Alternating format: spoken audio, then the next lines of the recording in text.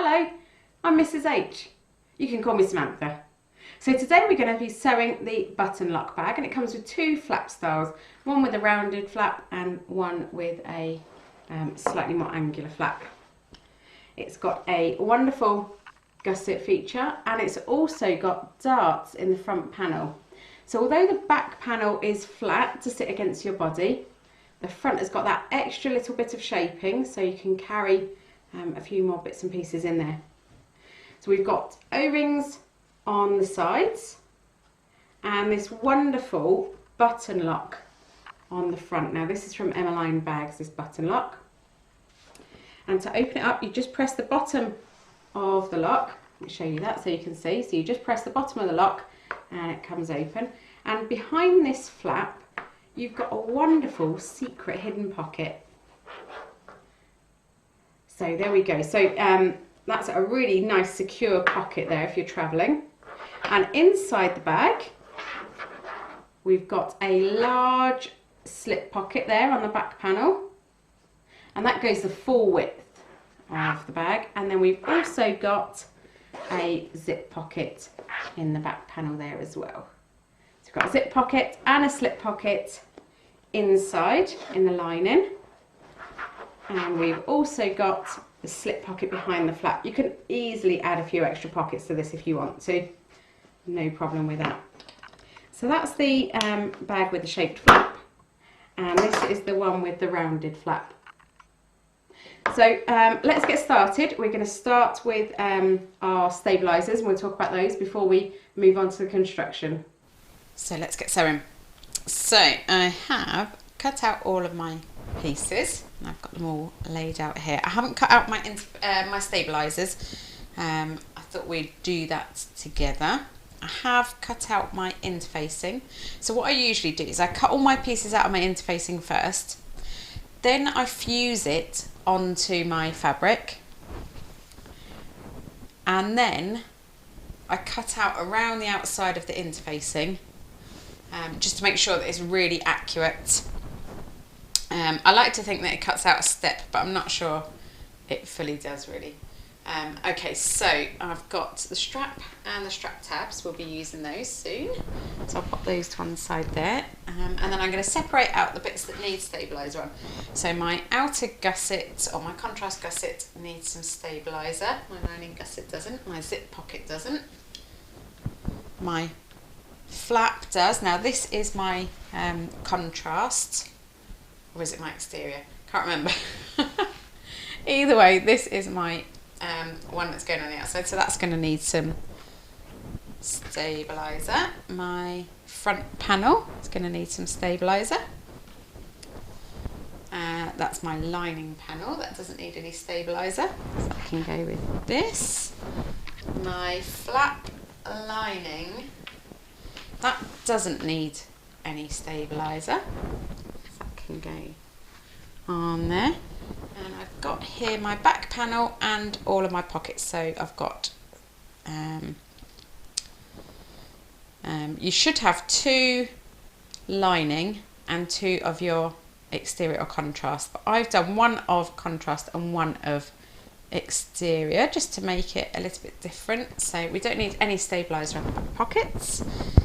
And then we've got the back panel there, so we don't need any stabiliser on the lining, and we do on the exterior. Right, so I've got my strap and my tabs and all of the pieces that don't need any stabiliser on, so I can pop those to one side for now, and then we'll just work on these pieces. Now I always think that interfacing is what gives your fabric some strength and stops it breaking, and stabiliser is what gives your bag a little bit of substance. So whether that's to help it stand up or to give it some shape, something like that. So the stabilisers we're using today, so I've got my back panel and my gusset and my flap and my front panel. Now we're going to be using foam on all of these. If you like a slouchier bag, you can use something like fusible fleece. We're going to use foam. But we also need to apply a little bit of a ultra firm interfacing. So that's, I've got Decaville, You can use Decaville or Peltex or S520, I think, from Vilene. And we're going to apply the Decaville before we add any foam. So I've got my little template for my button lock stabiliser. Now if you fit in these locks, you don't have to have this stabiliser. You can fit it without. I just think it gives it a little bit extra stability, and it's quite a heavy lock, isn't it? So I like to just add a little bit extra just to be sure that it's definitely not going anywhere. So I'll lay that template on, and I've matched up as many sides as I can. So I've matched up 2 sides, 2 of the straight sides, and I'm just using a pencil to draw around it. We can cut this out, and then we need another little piece to go on the front panel, just to give the front panel a bit of extra stability with how heavy that lock is. So even though it's only a tiny bit of this, it does make a difference. And sometimes all you need is just a little bit of extra targeted strength. So we'll cut this out and then we'll fuse it on. Okay. So it doesn't have to be, you know, don't worry if you're a little bit sharp on these, on that curve, that's okay. And now let's double check what we need. I think we need 2 inches square, but I better check just to be sure. Yes, we do. So, let's get my ruler. 2 inches by 2 inches. And again, you don't have to have this, but I just think with the weight of that lock on your fabric, we don't want that ripping through your fabric, do we? There we go. Okay, so that is all the ultra firm stabiliser we need, just those 2 pieces. So we can put this away. Now this is quite pricey, this Decaville, but you do tend to use a very, very small amount. This was a metre, I think, and I bought it about I'm going to say about 2 years ago. And I've still got plenty left, so that's okay. So we'll pop that away. We won't put it in my cupboard. Just pop it on the side. Right, so where are we going to apply these then? Let's have a look. So one of them needs to go on the back of our flap. Now there's 2 flap shapes in the pattern. So the one I'm using is this angled shape. And the one in the pattern pieces, or in the pattern photographs, is the rounded shapes. So let's mark the centres. And I've turned my iron on ready, so it's ready, bubbling away there. Ready for us. And I did overfill it, of course. Let's mark the outside as well. So I'll mark it on both sides in the seam allowance, top and bottom. So this is gonna go, this shaped piece this is, so this is gonna go 1/2 inch from the bottom edge. Now let's find the centre of that piece as well, just to be sure we're lining it up nice and straight. And we want 1/2 inch. There we go, and we can just get that in the right place, and then we can fuse that into place. Now I need a pressing cloth. Here we go. So let's try and move this over without shifting it. There we go. Pressing cloth on top. I know you can't really see the ironing board too well at the moment, so if I just tell you what I'm doing, if I describe it to you, you'll know. So I'm just pressing on top of my pressing cloth to get this to fuse, and I think with Decaville you really do need a good bit of steam for this to fuse on. So once I've done it from the wrong side, then just double check that that's fused on, and then turn it over to the right side and just go over it again once more. Now my fabric for my flap is actually, it's more like a poplin than a proper quilting cotton, so I'm glad of that extra little bit of stabiliser in there. So I've just fused that on. half an inch from the bottom, and then that's ready for the foam. And the extra bit that needs to go on the front panel. Now the front panel is a kind of square, so just make sure that you've got these cutouts at the bottom whenever you're measuring. My iron's being a little bit noisy at the moment, I'm sorry. It's bobbling away there, probably from where I overfilled it. Right, so let's see where we need to do this. So if you use a 2-inch square, 4 inches on the top of the panel. Oh, except, sorry, that needs to move down 2 inches because this flap is slightly longer. Okay, so now I've changed the pattern obviously since I printed this one out, and I've come to sew it, so just ignore that. So that's going to be 6 inches from the top and in line with the centre. There we go. Make sure I've got my ruler square. Do wonder about my cutting out sometimes. Okay. Find the centre of that. There we go. Okay, so that piece goes on 6 inches. Change that on this so that next time I come to sew it, I've got the right version. I always think, oh, I'll print out the most updated version, and I forget. So if I've changed it on there, I should remember. Okay, so again the same. Just fuse it into place with the pressing cloth. This is just a mesh pressing cloth that I got from just my household kind of shop, but quite often I just use a scrap of muslin or some scrap fabric. Anything just to protect your fabric, really. Okay, there we go. So that's fused into place. Now once these are fused into place, you can just treat them as though they haven't got these extra bits of stabiliser on them. So now we need some foam. So let's pop our bits and pieces away. And I'm going to pop all my pieces that don't need foam, I'm going to pop them back in my drawer so that I don't get them muddled up. Now if you use the labels that we provide you with, you shouldn't get too many muddled up. There are a few pieces that all look very similar. So here's my roll of foam that I buy because I'm quite cheap and I like to save money.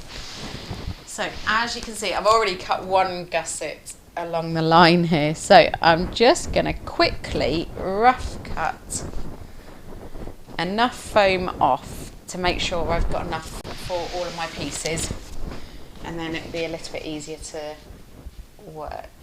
Okay, obviously didn't cut that very straight to start with. Look at the curve on that. Right, and then we also need the back panel and the flap. Now foam doesn't really have a direction, so it shouldn't be too bad for moving that around. There is obviously this interlock finish on it, which does have a warp and a weft, a grain, but the foam inside underneath those doesn't have any stretch to it, so it doesn't really matter which way you cut it. And if you can get away with using less and cutting it at in a different direction, then definitely do save money on that. So okay, so I'm going to have a big piece left over here. And what I usually do with my bigger pieces that I've got left over, I either send them to somebody who makes smaller items like pouches and things, or you can zigzag the edges together and join them into bigger pieces of foam and use them on your bags. You will get a slight dip where the zigzag is, but it's not usually particularly noticeable.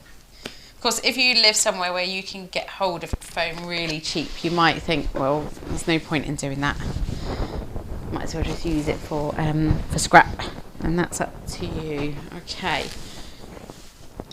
So for these pieces now, what I like to do is just give them a little press on the foam. So wondering whether it'll be less waste if I turn that around and have one bigger bit. No, I don't think it will. So I like to give these pieces a little steam press on the foam. And try to do this on your ironing board if you can. I think it helps if there's any kind of shrinkage in the foam. I don't know if foam shrinks, but I think if there is, at least I've got it all out. And also the interlock covering on the fleece, on the foam, has got a slight nap to it. And when you steam press your pieces onto it, it almost doesn't stick, but it almost holds it a little bit into place. So, so those are quite well stuck on there, even though it's not fusible. Just holds them into place. So now I'll pop a few pins in. And I start in one corner and then I smooth out in the opposite direction and pop a pin in. Now this is a little bit harder in the middle of a panel. I'll have to go back and adjust that one afterwards. And then smooth out again another corner. And then in the opposite direction again. Do my gusset next to make sure that doesn't shift anywhere. I don't really want to be sewing through these pins, so try and keep them outside of the seam allowance. It's inevitable I'll stab myself with a pin while I'm sewing this, just so we get that out of the way first before we start. As long as we all know the expectations here. And now, because I steam pressed on here, there is a little bit of moisture on the cutting mat, but don't panic. If you're doing it on the ironing board, that will be fine. So then we'll just go around all the pieces and add some pins. Some people like to use basting spray or something like that, and that's fine if you like to do that. You can use that in this situation. And we'll do the flap as well.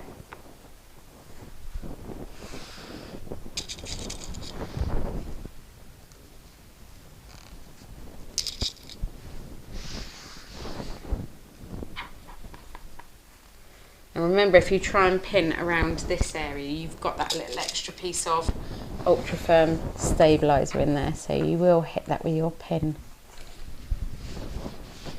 Okay, so now those are held in place, just with those. I am going to add a couple of extra pins, but I'm going to whiz around with my rotary cutter first.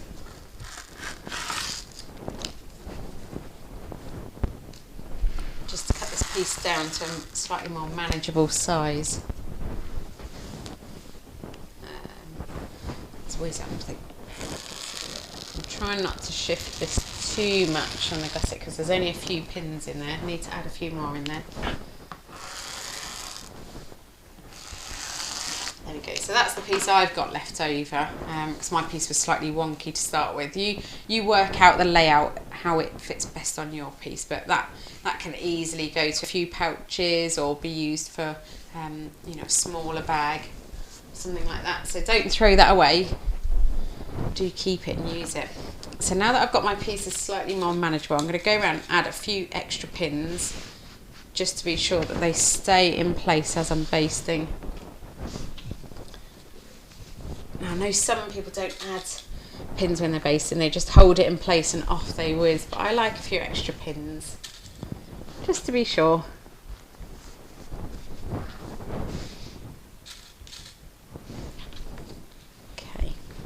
So that one's ready for basting. I'll pop that on there and come back to these ones. Add a few extra pins in here as well. Now, let me just double check which is my bottom. So that's a corner and that's a corner. So I'm actually going to get a different colour pin and pop it in on the bottom edge just so I can remember which one has got the dark cutouts on it. Okay, so don't worry too much about the strap at the moment. I know we've missed it. We'll come back to that. And I'm not procrastinating before you say it, Lynn. I've got a plan.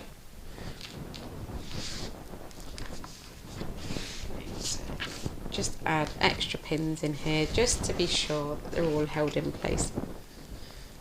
This fabric I'm using was, gosh, I bought it so long ago. I'm sure you're the same. You buy things and then they sit and you wait for a perfect project. But it's from, I don't know if you remember, many years ago, Art Gallery Fabrics decided that they were going to do some denim. So I bought some expecting it to be denim weight, but it's not. It's really quite lightweight, but I do like it, so I kept it. And I thought, well, I'll wait and see what a good project is. So it is fraying a little bit along the edges, which you'll see later, I'm sure. I'm hoping it won't fray too badly because I've got the interfacing on there. Right, so that's all pinned into place. So now I'm going to get my sewing machine and lift it up on the counter, and then we can baste into place. Okay, so there we go. My machine is quite heavy, so I'm going to try not to lift it up and down too much. Just check you can see okay from there. Yep. Great. And I've already oiled it because my machine likes a nice oil every time I use it. I'm using the HD9 from Janome, which was gifted to me by Janome, mostly so I could tell them whether it's okay for bag making. Apparently it is. So I'm increasing my stitch length to 6, which is the highest it goes on my machine. And let's start with a gusset first, because that's the long, boring one. And we're basting at 1/4 of an inch. Now my walking foot is actually, if I have my needle in the middle, which you need to for this walking foot, then the edge of my walking foot is 1/4 of an inch. So I'm going to use that. I'm going to whiz along all 4 sides on this number 6. So this long stitch length. I'm going to start my needle down. So as I get to the corner, I can just lift my foot, pivot, and keep going.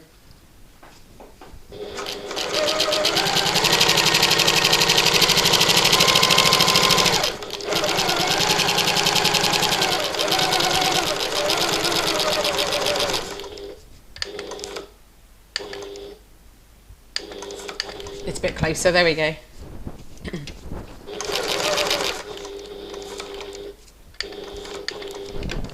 Okay, so I've gone around the corners there.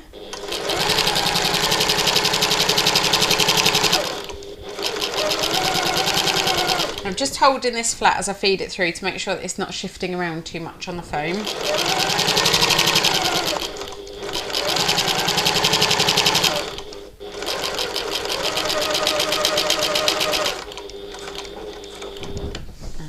Pivot again.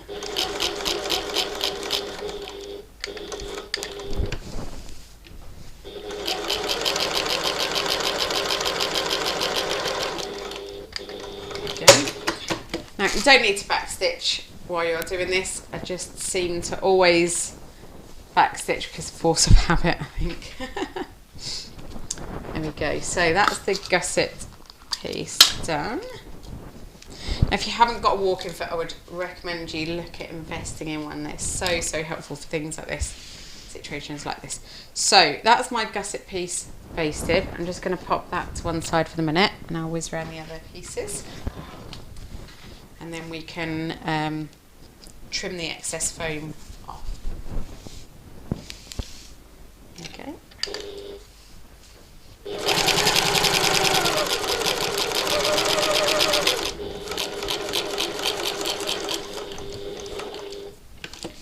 Just go slowly around these curves, and if you need to lift your foot and just manoeuvre the fabric, you can do that.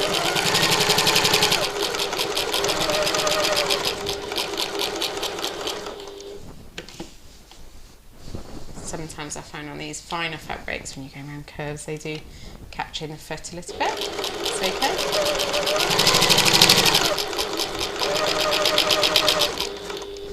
Might regret saying that when we come to putting the gusset on, but for now it's fine.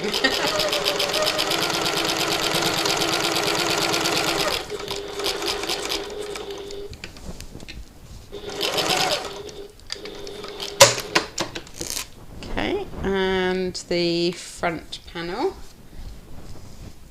Again, I know which is the bottom side now because I've got that pink pin in there.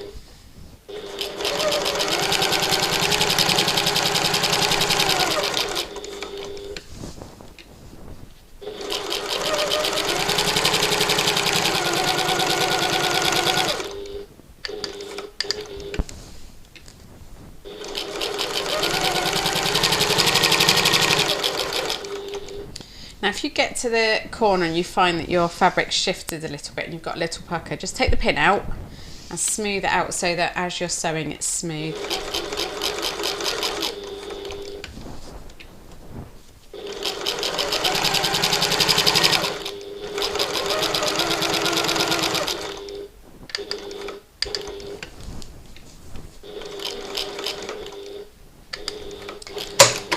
Is that one done? And just the flap to do.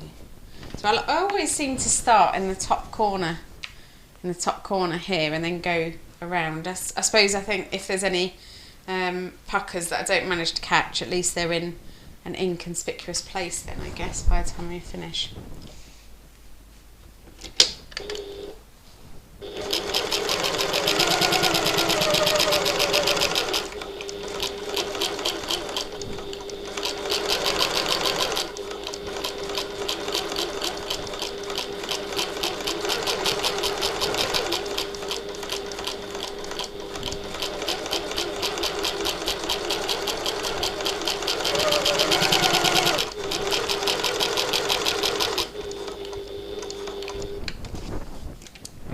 Last edge.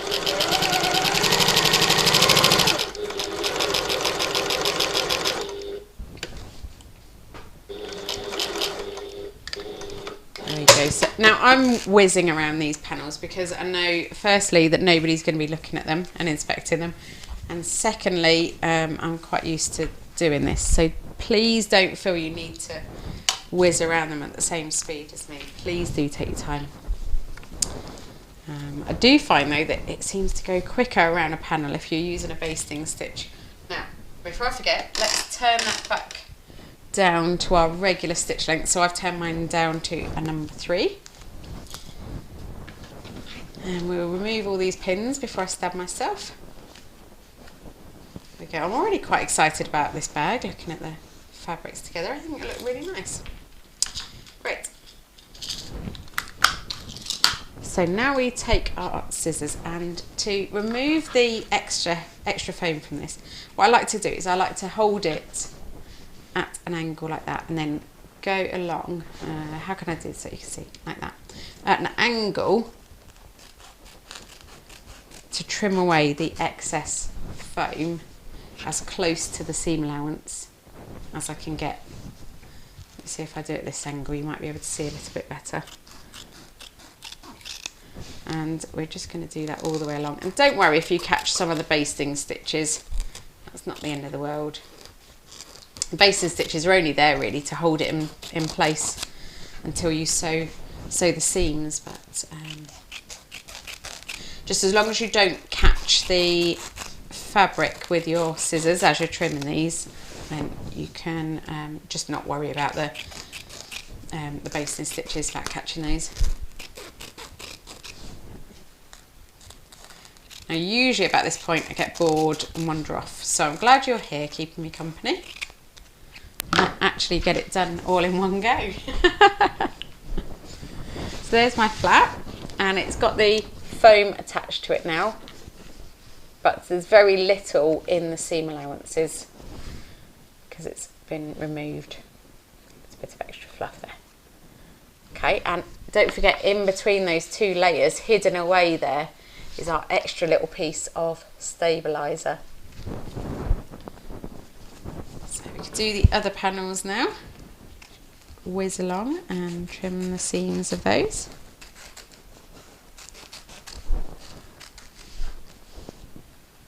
Ooh, oops, got my basting stitches there.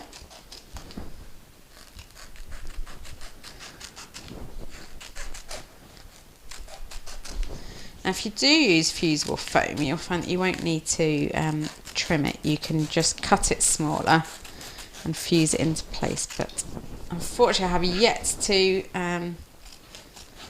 make a bag with fusible foam where it doesn't crease terribly when you turn it out, even with adding some extra woven interfacing or an extra layer of something in between the fabric and the foam. I just find it creases terribly and I can't get the creases out, so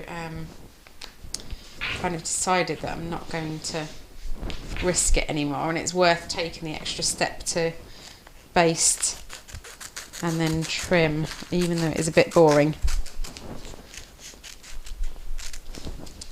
Now if you love to quilt, then this is a great opportunity to do some quilting on the fabric onto the foam, and that will just work really well.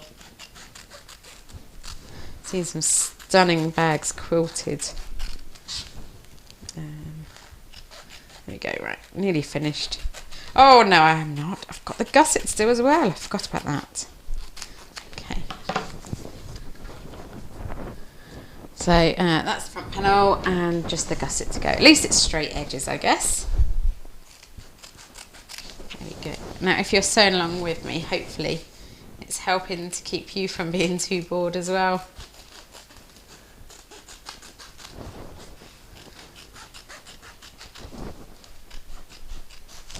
Now, all these tiny little stabilizer scraps, you can usually cut them up and use them for the backings on, you know, when you add in a bit of hardware, magnetic snap or something. You usually use them for that. Or the larger scraps you can zigzag together to make one large piece you can use again. Or I have seen somebody, I believe, used all their foam scraps and made a cushion pad. So I'm guessing they must have made a lot of bags to create that many scraps. But it's a good idea, isn't it? Because you don't even need scraps of any particular size, really. So there we go. And I'll probably come across some criticism for using my foam on a 45-degree angle, but once it's all trimmed and pressed, it's actually fine, and once it's inserted in the bag, it's fine. We'll give this piece a little press. Obviously, if you like to do things properly and you've got enough foam, then don't do it on the bias. But okay, so now that that's pressed, you can see there's no problem with that at all. My fabric was cut on the grain, so it doesn't seem to matter that my foam wasn't.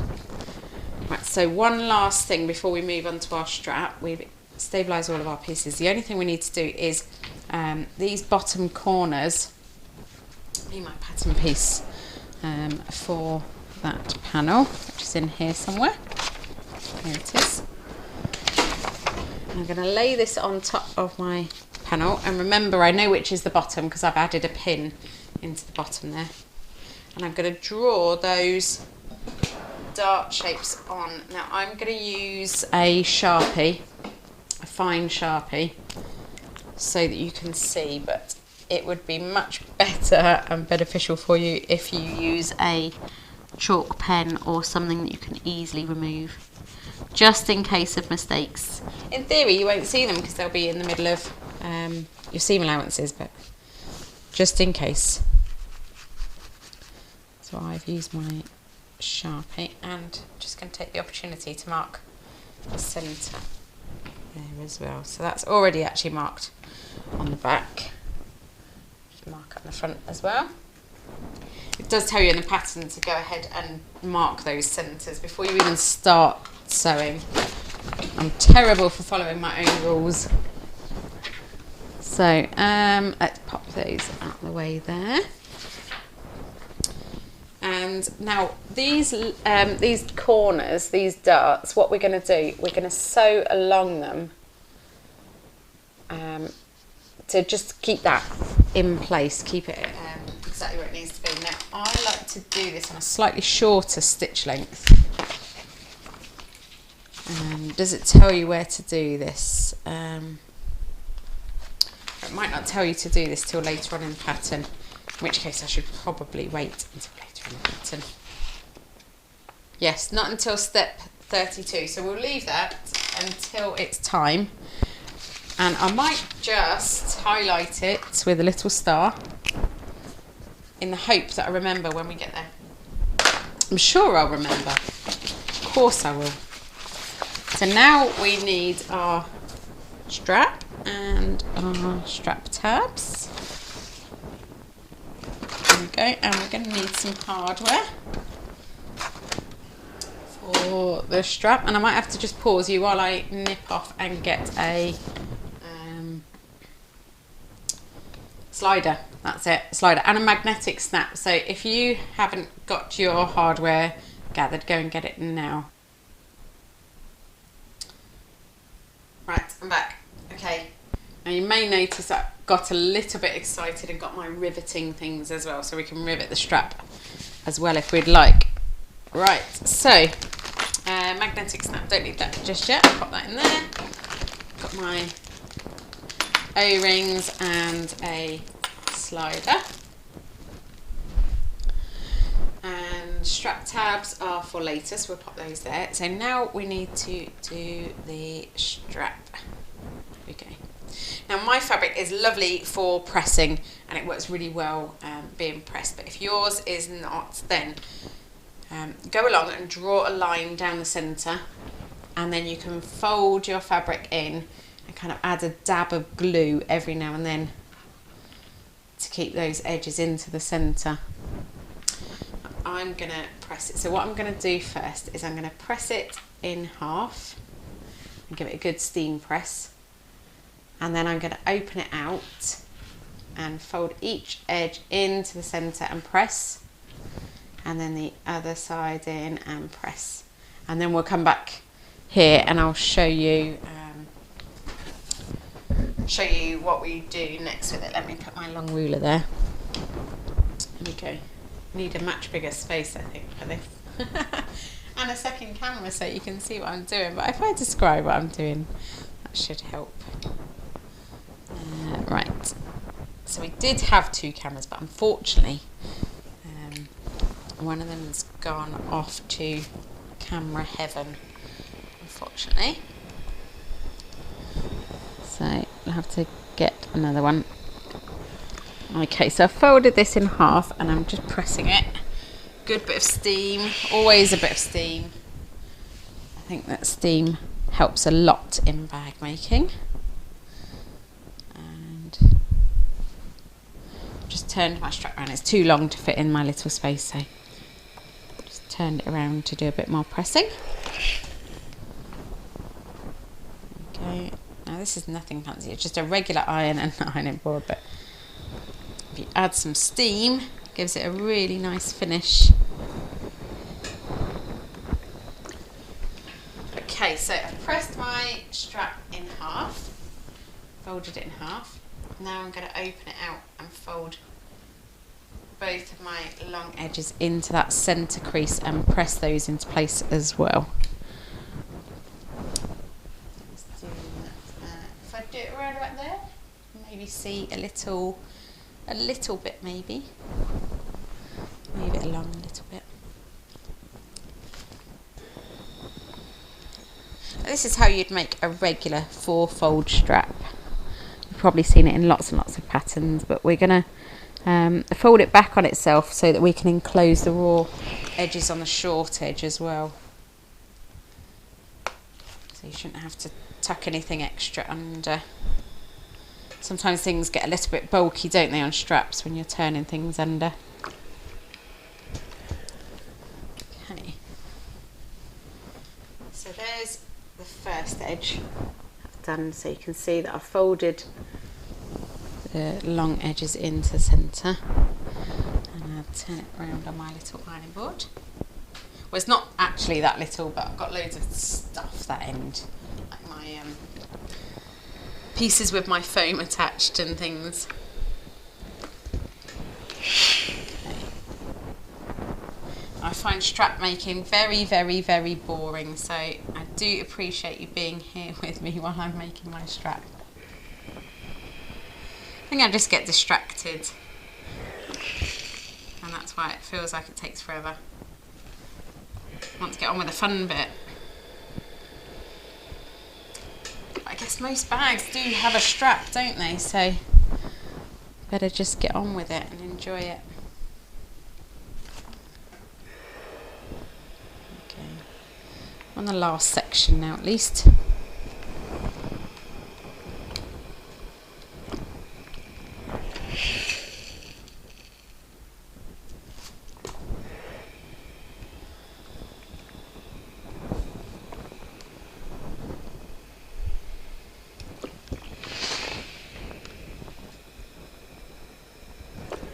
So I've gone all the way along there. Now the good thing about this fabric is even though it frays quite a lot, it does press quite nicely. Okay, so there's the end of my strap and you can see that I've folded those into centre. Now instead of folding it right sides together to enclose those raw edges, because we've got a little raw edge on the end there. So what we're going to do is we're going to fold it back on itself and match those folded edges. And just pop a little pin in the end there. So I've folded those edges back. So it's like, so I've got all the raw edges there on the outside. And pop a pin in. And I'm going to whiz along that. Now, just check I've got the right stitch length. Yes, I have. I go along the edge there. I like to stitch a couple of times, just to be sure. So I've sewn along the edge there. Now I'm going to trim those two corners on that short edge. And then I'm going to tuck it in on itself. So I turn it through and tuck those raw edges inside. I'm going to get my little crochet hook, which I've got, little blunt ended crochet hook, and I just pop that inside my strap and push those edges out.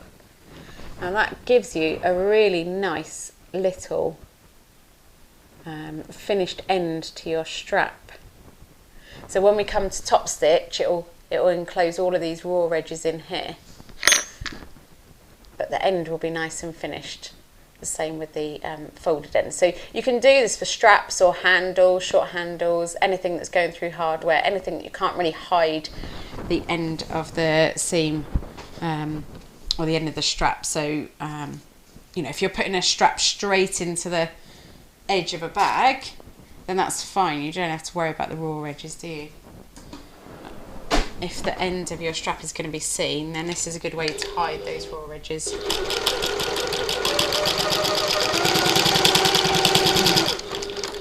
It's got the bonus as well that it isn't too bulky, and when you need to add hardware and fold things over. There we go. So trim those off and then tuck that inside.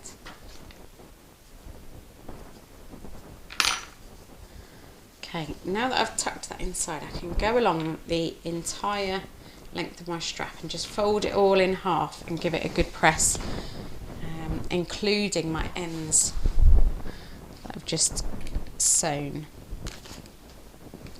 And that will just help this sit really neatly. And you shouldn't really need to clip or pin a fabric strap or a cotton strap. If you've given it a good press, it should be enough. Just to give it a press, and it sort of holds into place then.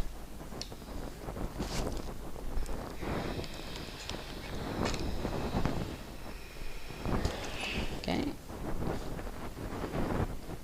Just making sure that this is all fully pressed into place.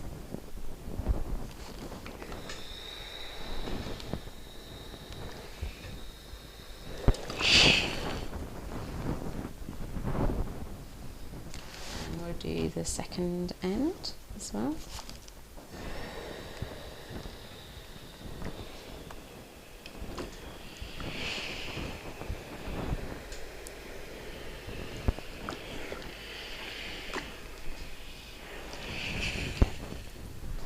Okay, so now we're going to sew around all 4 sides of the strap. I'm going to start with the open side. So where that's open there, I like to say it's like a little canoe. So we're going to start with the open side, and we're going to sew all the way down one long edge, along the short edge, back up the other side until we've gone all the way around. I'm just going to pop some of my tools away, tidy up a little bit. If I get too far, I'm terribly messy in real life, and I know that will surprise a lot of you. I'm a naturally messy person, so I try really hard not to be messy in the hope that it makes me more normal, but I think it goes the other way and it makes me a little bit too neat.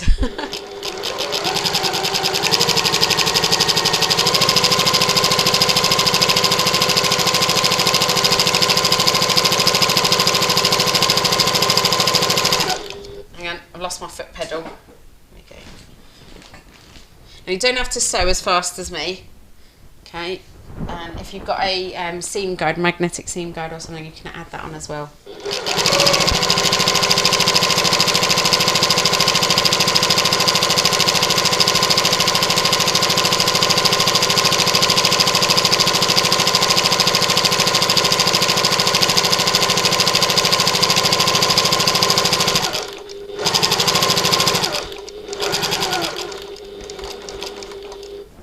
Okay, so because I started with my needle down, when I get to the end there, I can just leave my needle down, lift my presser foot and pivot around. I told you I was messy.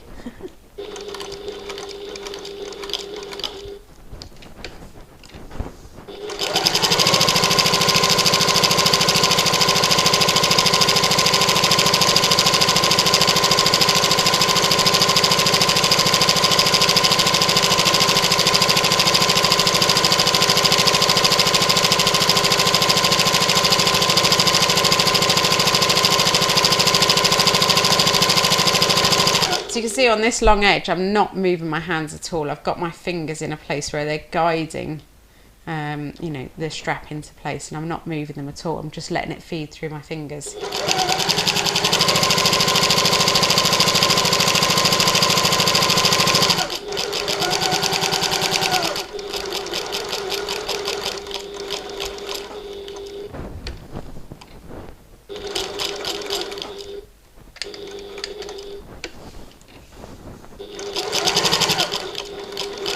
Go back to the start. Maybe that wasn't so painful after all. Okay, so I've got one nice long strap. So now we need our hardware. So I've got so we need 2 of these O-rings and 1 strap slider.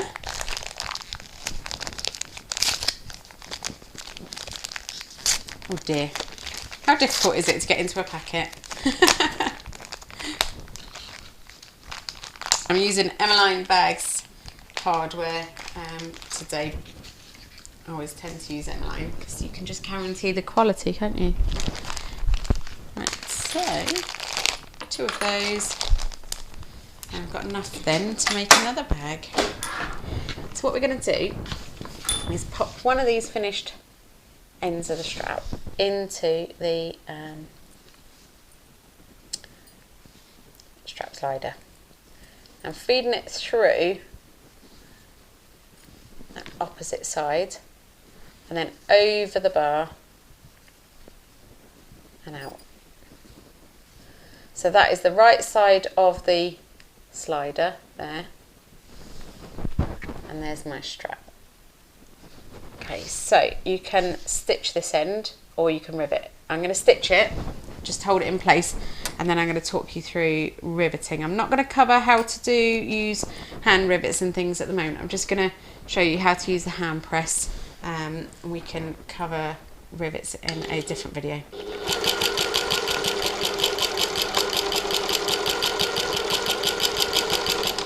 So when I'm doing my straps, I like to do a few rows of stitching just to be sure that when I'm walking down the road with my bag full of my very precious things that I'm taking wherever I'm taking them, the strap doesn't snap and they all fall out onto the floor. Never had it happen, but I think Must be a bit of a phobia. Right, so there we go. So there's our strap slider on the end of our strap. Now, I have got here a pen to mark, some fray check, a hand hole punch, and my rivet press. And I've got a 9mm die in my rivet press, and I'm using rivets that are 9mm. They've got a 9mm cap and an 8mm post. I'm only going to use one on the end of the strap, I think. At least if you use one, you know you're not going to get them misaligned, don't you? So these are double cap rivets, which means that they've got a cap for the end here, and they've also got a cap on the end of the post as well. So for this size rivet, this is the M-line medium size, I punch a hole that's 2mm in diameter. Now I believe that the post is actually 3mm, but I like to do 2mm to make sure that it's not going to slip out. I always think if you do it teensy little bit smaller. So I'm going to just add a little dot in the centre of where I want my rivet to be. So you can use the cap to measure this and work out where you want it to be. So I want it to be between those two lines of stitching and about in the middle there-ish. Now obviously if you measure this, it's always going to be better. We'll pretend I measured it. Okay, so we'll punch a little hole.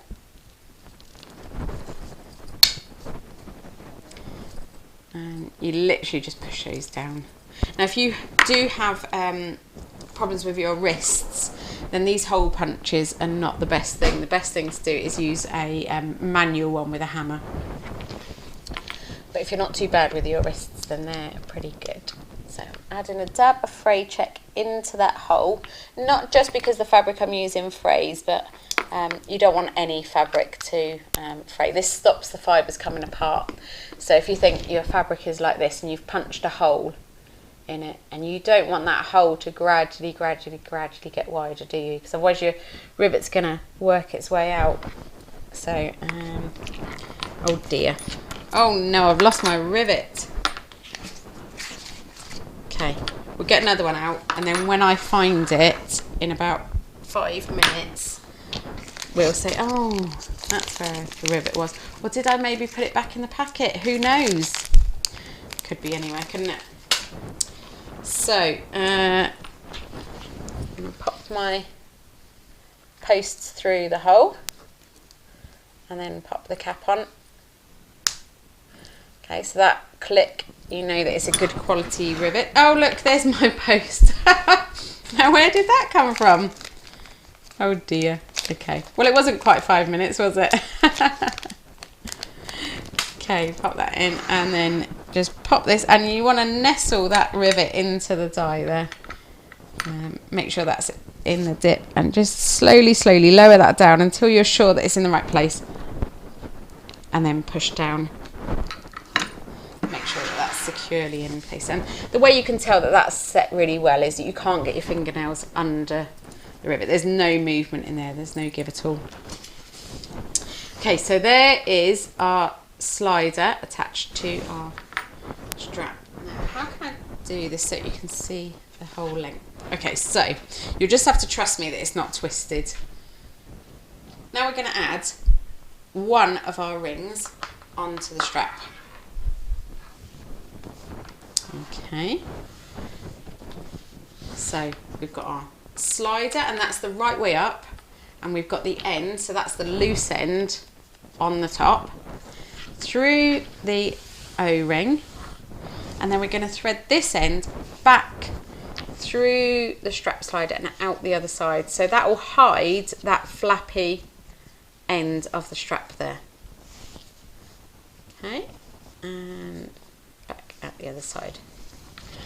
So that is, so we've got our, let me shorten this so you can see it a little bit better. So our fully finished strap, all the edges are enclosed, as you can see. So we've got a ring on this end, sort of sandwiched in our adjustable strap bit, and then the other end has gone over the strap and out the other side, and we want this end then to go through this O-ring. Now before you secure it, just double check that that's not the wrong way. So that's the wrong way because the slider's on the back, so turn it the right way around and we'll make sure it's through. Yeah, that's fine. And now I'll stitch it into place, and then we'll add another rivet to that end.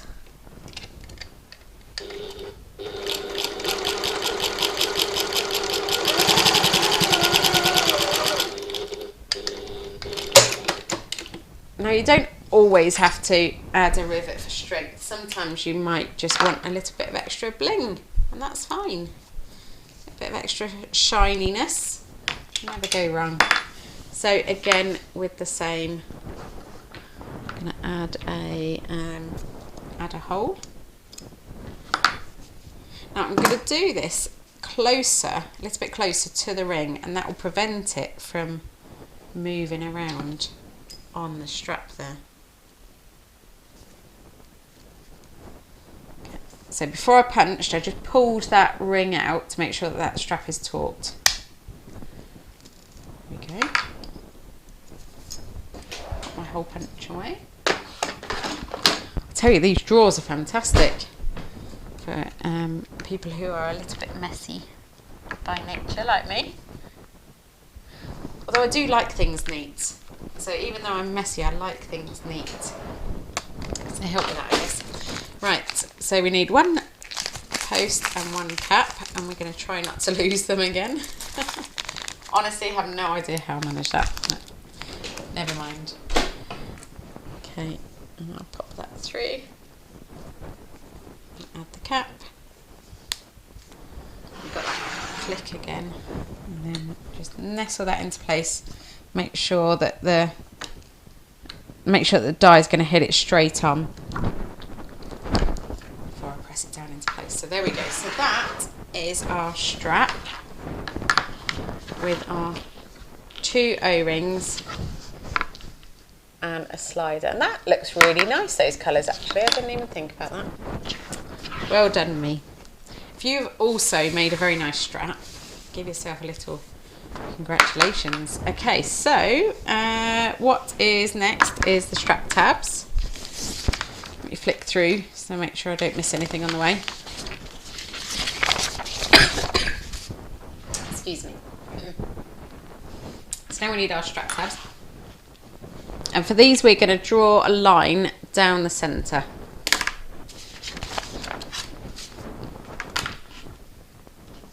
So they're 2 inches wide, so we're going to draw a line at 1 inch lengthwise. So I'll show you what I mean by that. Okay, and that's going to show us where to fold the edges into. Because these ones are going to be folded over on themselves, you don't need to enclose all the raw edges. So we're just going to fold the long edges into the centre and press. I'll show you when I've done that. Now if you've got heat-proof pins, you can also press these and then leave them pinned to your ironing board for a few minutes, just to set into place.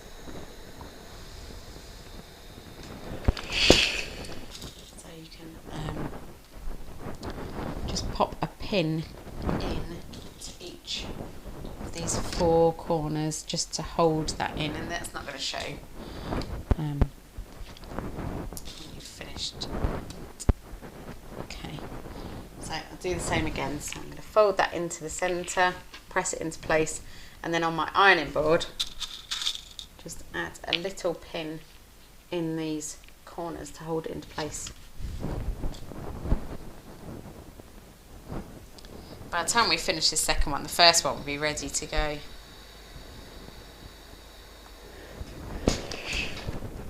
If you've got some spray starch or something and you spritz that on, that does also help it to stay in place. Okay, so I've pressed those, so I'll just pop these pins in.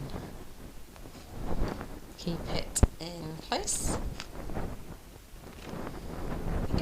Okay, so that's one of my strap tabs folded. Now I'm going to sew from the right side. I'm going to sew along each long edge using my Diddy seam allowance, 1/8 of an inch. That's 3mm if you are in metric. Now I'll get the second one. So I've only sewed along one edge there. Now I'm going to get the second one and feed that one in afterwards.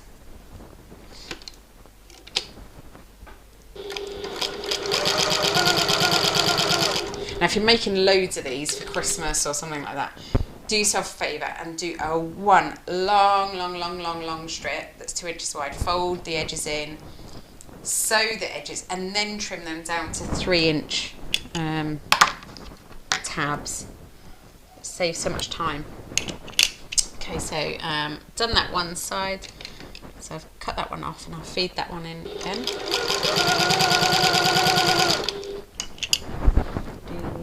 Get the other one free. This just stops, you know, sometimes you get a little bit of a nesting on the back of smaller pieces like this. You're using a small seam allowance, it just prevents that. Right, so I've sewn along both long edges. Now we're going to feed these through the rings. So remember, this is the right side of my strap. So we're going to feed it through so that all the raw edges are enclosed inside that tab. And what I like to do is I like to just baste the ends together first and then come back and add a rivet near to the ring so that it doesn't slide around too much on that O-ring. Pin the other one. Okay. In fact, I won't pin it, I'm just going to pop it through the machine like a rebel. And that's only to hold it into place, so I didn't bother changing the stitch length on that. Just popped it through. Okay, and the same with this one.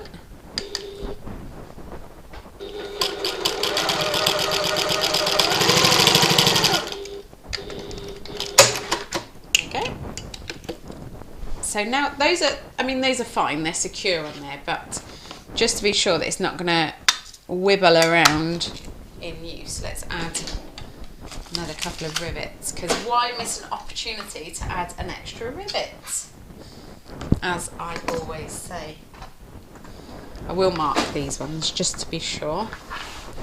So I'm going to go as close as I can to the ring. I'm using my fingernail just to push it out of the way, and in the centre. You don't want to put your don't want to do your rivet on the ring, obviously. You can get nice and close, so that's fine. And I'll punch a hole again on each side. Once you've started doing rivets and you've got a little bit of confidence, you'll find that you put them everywhere. Even when you don't really need them, because they look pretty, don't they? So again, add some fray check. If you haven't got any fray check, then just some fabric glue. As long as you can pop a small dab on, you should be fine. Just want to secure that hole to make sure it's not going to move anywhere. That's the main reason for that.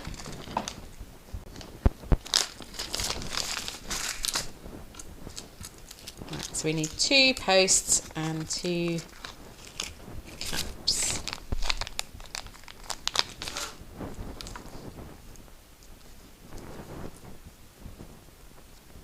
Okay, click that into place. to paste.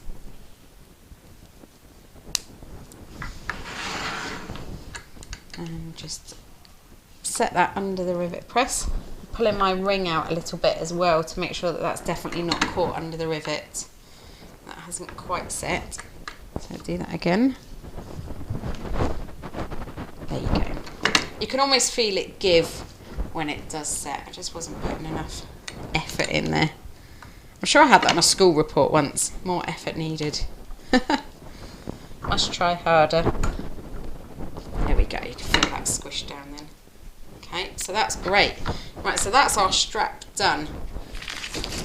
Fairly painlessly. And that's ready to go on. So we've got a strap tab, then an O-ring, leads into our adjustable strap, and second O-ring with the second strap tab on it there.